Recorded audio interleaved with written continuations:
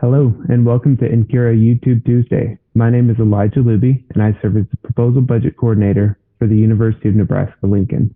Today I want to show you a function in Excel called GoalSeek. This is a feature I use often and is particularly handy when revising a budget to match a reduced award amount or other times when you're trying to hit a magic number.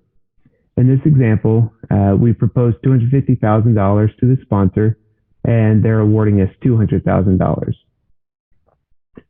We've changed some of our personnel numbers to get us close to that number, and the PI wants to reduce its supplies to get us the rest of the way. So you can see here we're close.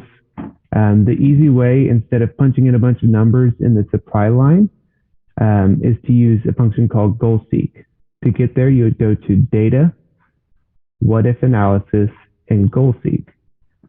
You want to set your total cell, in my case it's C50, to your value that you're looking for, $200,000 in this case, by changing whatever number you're wanting to change. In my case, it's supplies, C32.